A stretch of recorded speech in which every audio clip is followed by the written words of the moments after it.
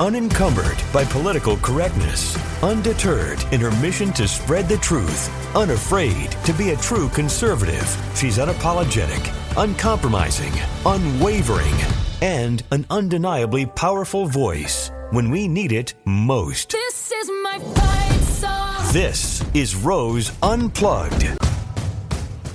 Before we get to my guest today on Rose Unplugged, who, by the way, is Gordon Chang. You know him. He is a very distinguished analyst on China and U.S. China relations. We're going to talk to him about the decisive action that Trump took, how it's going to affect Iran's relationship with China, if at all, and then take a broader look at Russia, China, and Iran's unholy union. You don't want to miss this episode. It's really good. But before we do that, I did want to talk to you just very briefly about my advertisers. And there's more information at the end of this episode. But right now, it's so important to me that you support them because they have been so kind to me and they've been so very generous to me. And that allows me to keep these podcasts going. So if you would go to mypillow.com and put in promo code ROSE, they give you special discounts when you use that promo code. They've got the Giza sheets and they have the slippers and the summer sandals. My dog loves the dog bed that we got from My Pillow. And you're supporting Mike Lindau, who has been a patriot and who loves this country. And he's gone through a lot. So please, if you would, support Mike Lindau and help support my podcast by going to mypillow.com, promo code ROSE. Also, Patriot Mobile. PatriotMobile.com/Rose is where you go to get a free month of Patriot Mobile. Also, by the way, if you are a veteran, there's a special deal just for you. I love Patriot Mobile. I switched over. It was painless. And guess what? I pay so much less. And I love knowing that my money goes to a place that upholds the same values and supports those issues that I feel are important. And you will too. So patriotmobile.com/Rose. Another one of my sponsors is Americans for Prosperity, americansforprosperity.org. I'm going to tell you something. Living in Pennsylvania, Americans for Prosperity is the organization that worked with grassroots people across the state to get Trump elected. They are the people. They get it done for you. And it's not just in Pennsylvania. It's all across this country. Please see how you can learn more and what you can do to help at americansforprosperity.org. There's a very special advertisement at the end here. It does web design and provides other services. So please check that out at the end of this broadcast. I really appreciate your support. Now get ready for an eye-opening and a huge dive into what is happening, not just in the Middle East, but with all the countries around that area. Joining me on this episode of Rose Unplugged is a regular and absolute favorite guest of mine. He is a distinguished analyst on China and U.S. China relations, and he is with Gatestone Institute. He's a senior fellow there. Please welcome Gordon Chang to the show. How are you, Mr. Chang? Oh, thank you so much, Rose. I love having you on. I really do. And because you are the go-to guy as far as I'm concerned. And we just saw a very impressive and very decisive action that was taken by President Trump and our military on Saturday evening. And there are a lot of us, Gordon, that really applaud Trump's actions. And we believe that it was absolutely necessary in protecting not just Israel, but America and in fact, others from a terrorist Iran with nuclear capabilities. But it does also present a list of concerns or maybe some questions over what's next. And that's why I called you, because it's specifically where China and Russia are concerned. So my first question to you is Iran and China. I mean, they've been allies. They've formed this union between Russia, China, and Iran. Has anything changed after what just happened in your estimation? Oh, so much has changed, Rose. And I absolutely agree with you. President Trump had to do this. Yes. And I'm glad he did it now. With regard to Iran and China, China essentially ditched Iran, and so has Russia. So Iran is on its own. And this is important because it shows that China is not the mighty superpower that it proclaims to be. Got to remember that China either directly or indirectly gave Iran just about everything it needed to build a nuclear device. So China made this war virtually inevitable. And also, China's been using Iran to very much destabilize the Middle East. We know that Iran has large quantities of Chinese weapons. It also, in its own weapons, has critical Chinese components like microchips. China has supplied diplomatic and propaganda support for Iran, probably military intelligence as well. And of course, China keeps Iran afloat. China buys more than 90% of Iran's exports of crude oil. So this is a full-in support of the Iranian regime. And although the Iranians don't think that they are the proxies of anyone, the Chinese view the Iranians as their proxies. And when you look at the relationship, Beijing is probably right about that. I heard someone on Fox say, because you had just said China and Iran, the relationship, as you just mentioned, has been strained. It's changed somewhat. Someone on Fox Business said that China has abandoned Iran and offered assistance to Trump. I'm not sure if I believe that. I find that kind of hard to believe. Do you think they actually have shifted to that degree? No, I don't Okay. believe that China has done that. And I think that was Michael Pillsbury talking Yeah. to Webster, Ashley Webster on the Varney show. Um, China has very swiftly issued a rhetorical assault on the United States after the bombing. China saying, for instance, that the United States has abandoned its role as a defender of the international system, condemned us for destabilizing the region. Just the general Chinese attack on the U.S. And then China offered to play a constructive role, which is really ironic because the war would never have happened were it not for China.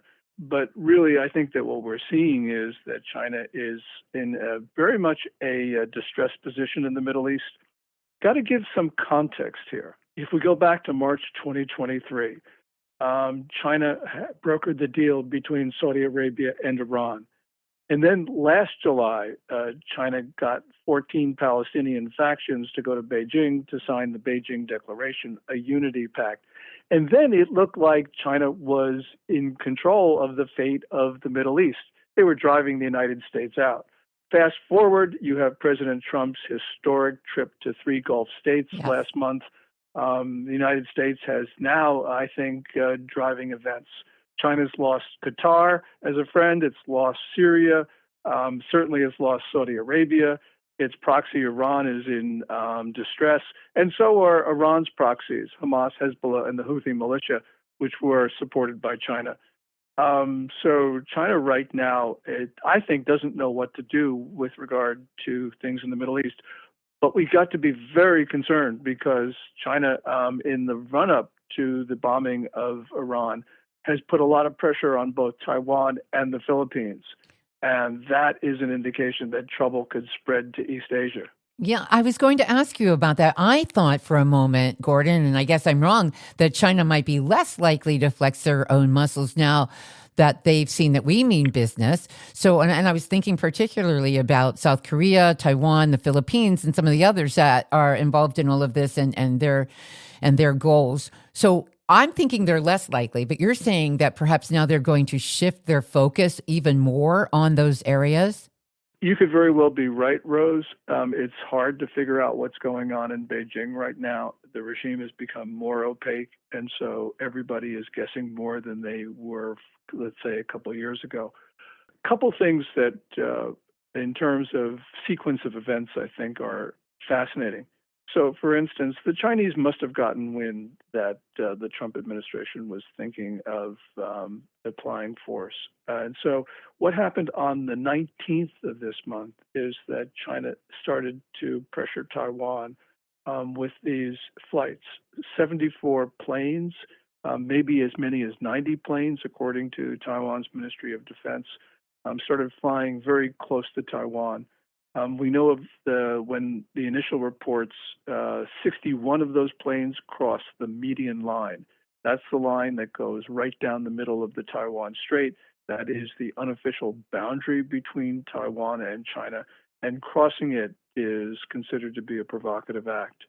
At the same time, on the 19th, the Philippine Coast Guard announced that they were more than 50 of China's maritime militia swarming illegally swarming is the term they use, Iroquois Reef in the South China Sea. So we have China ramping up pressure. And I think that very well may have been China trying to deter the Trump administration from using force against Iran. What is really fascinating is that on the 21st, the Pentagon told Reuters that the U.S. was sending B-2s to Guam. Yes. And everyone said that was the final warning to Iran. But I think it was really so much more a warning to China to back off. Interesting. Because those B-2s in Guam would not have been militarily relevant for an attack on Iran. And I think there we were saying to China, you better not try anything as the war in Iran intensifies. You think they read him loud and clear with that?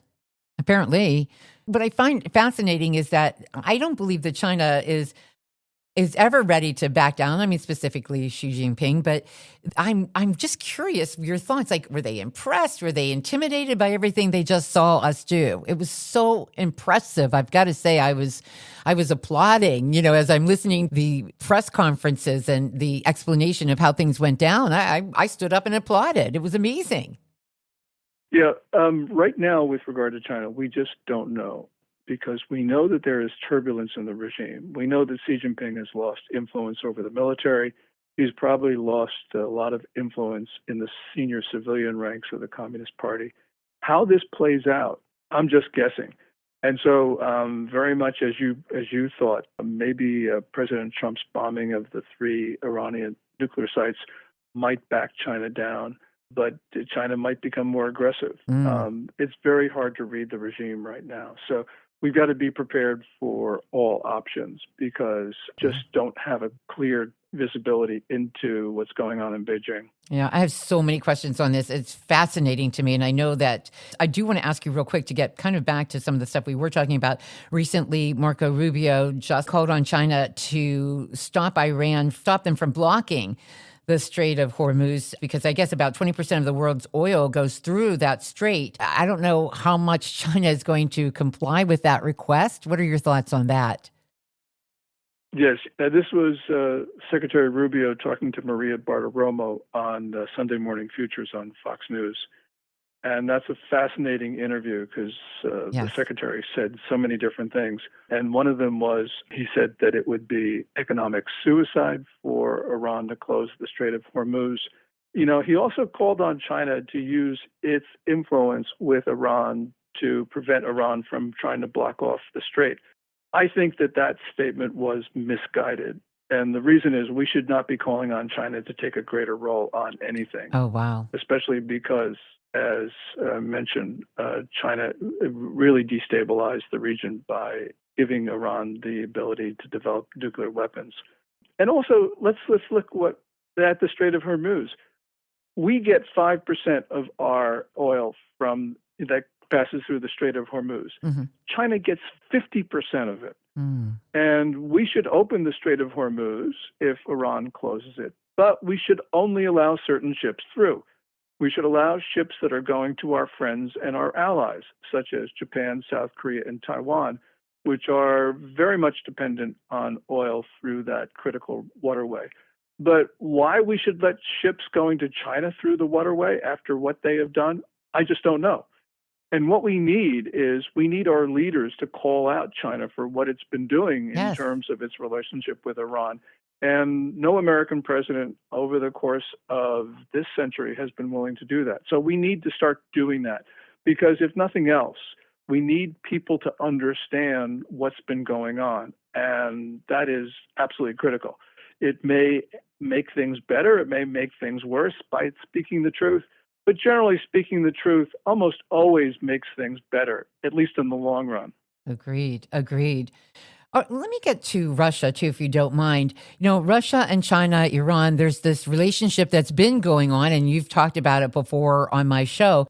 Is it in Russia's interest to continue its alliance with China? I imagine it would be. I don't expect too much change in that way, even in light of what's happened in Iran just recently, because Russia said that there's going to be other countries that will supply nuclear warheads to Iran. And in fact, their former president said that There are many countries that are prepared to provide that to Iran. And then he made this unbelievably bold and intentional statement, very intentional. He said, the enrichment of nuclear material, and now we can say it outright. Interesting, right? The future production of nuclear weapons will continue. Wow. And they can certainly afford to supply it because between U.S. and Russia, these two countries alone make up about 90% of the global nuclear arsenal. So what do you make of all of that?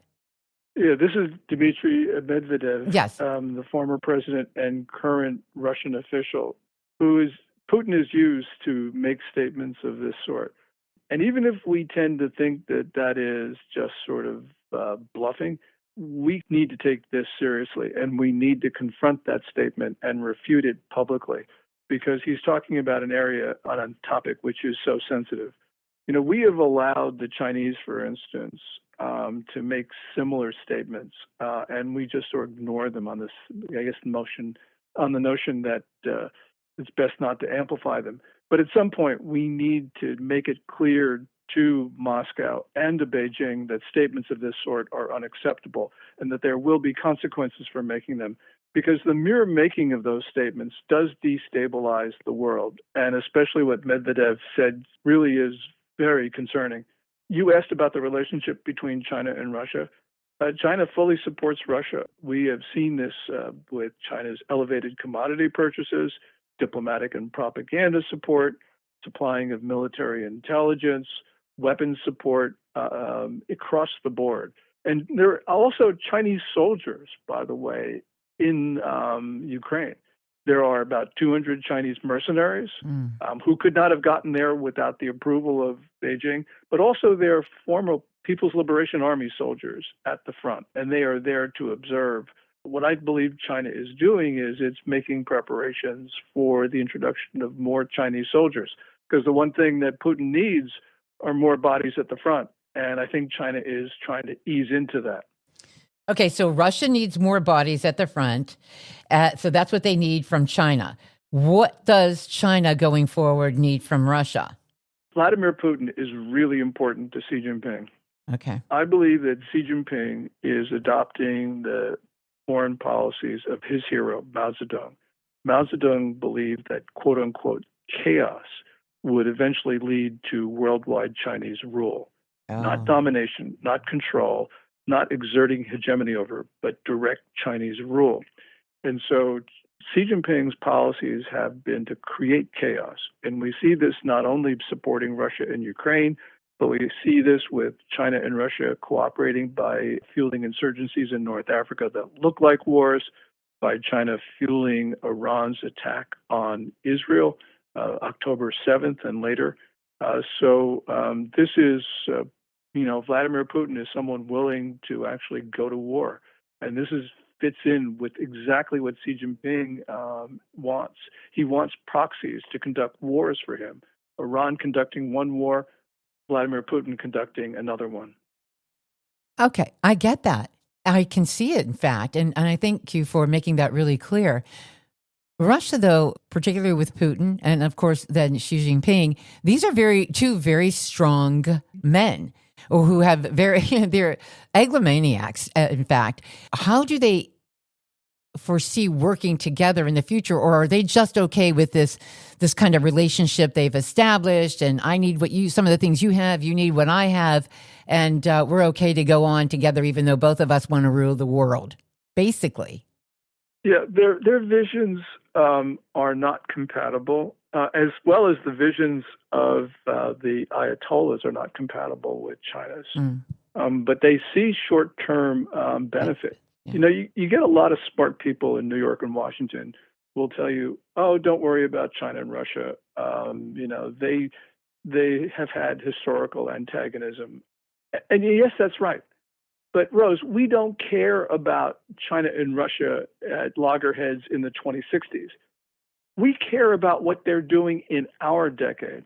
And in our decade, Vladimir Putin and Xi Jinping see the world in the same terms. And they believe that their interests coincide. And they identify the same enemy, which is us. Yes. So they're cooperating very closely.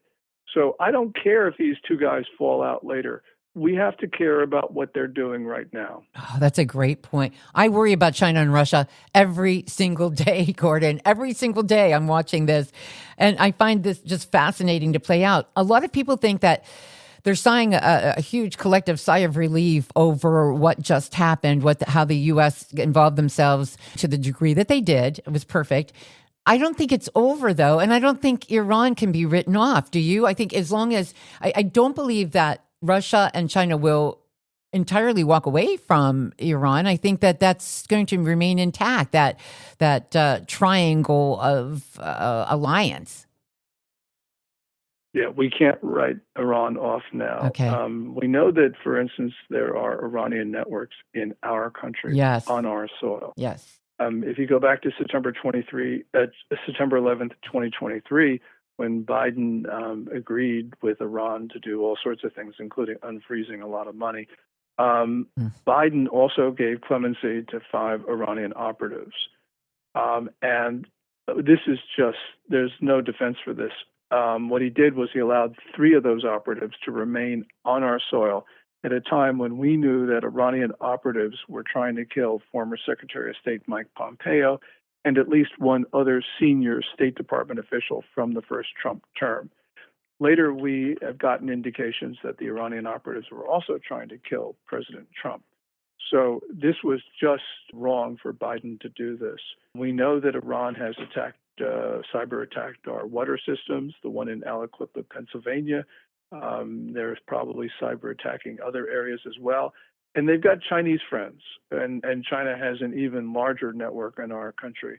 So, yes, we have to be prepared for terrorism on American soil. Correct me if I'm wrong, but didn't Biden release those over 700 Iranian nationals back into the U.S.? And, one thing, too, I wanted to just mention, you made me think of my prayers going into the decision that Trump made. A lot of us were praying, obviously, and my hope was that he would make the right decision, not necessarily because of an outcome, because I don't know, only God knows how this is all going to play out in the end. I have a suspicion, but I knew that we needed to make the right decision for the sake of making the right decision, which we did. And we supported Israel. I'm a very strong woman of faith, and I believe that we are to support Israel. My prayer was, Gordon, that he would make the right decision.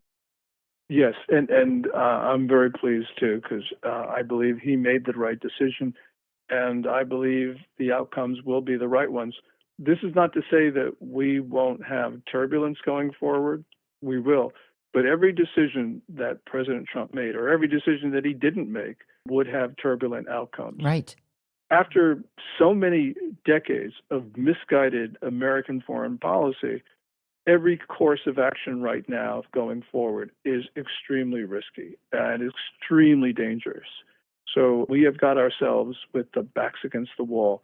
And I'm glad we have a president who is taking action, because we have got to have new policies. The old policies created this dangerous situation, so continuing them essentially guaranteed continued failure. At least with new policies, we have a chance of a better world. Well said. And I think that's the perfect note to end on. And I think that's what our prayers should be for our president and for this country and Israel as well. Gordon Chang, thank you so much. I just really appreciate you. I think you're great. I love your insight, and I feel it's very valuable. And I thank you for sharing it with my audience. Well, thank you, Rose. I really appreciate the opportunity to talk to you. Thank you. Take care. Do you want to increase your marketing engagement, brand, and revenues, but don't have the staff to do so? Word Marketing Services offers scalable marketing solutions to help you attain your business goals. Visit wordmarketingservices.com today for a free consultation. Hi, I'm Emily Green, State Director with Americans for Prosperity, Pennsylvania. 6 million jobs lost nationwide, $1.1 trillion loss of GDP, $2,400 tax hike for the average family of 4. That's what's at stake if Congress doesn't take action today to extend key provisions of President Trump's Tax Cuts and Jobs Act. Tax hikes on American families still trying to recover from record high inflation, crippling tax increases on America's small businesses, The House has taken the first step at making this a reality for taxpayers, but there's still a lot to do. Our country's economy can't risk having the Tax Cuts and Jobs Act expire this year. Take action today to tell your member of Congress. Get to work. Head to protectprosperity.com to learn more. Paid for by Americans for Prosperity.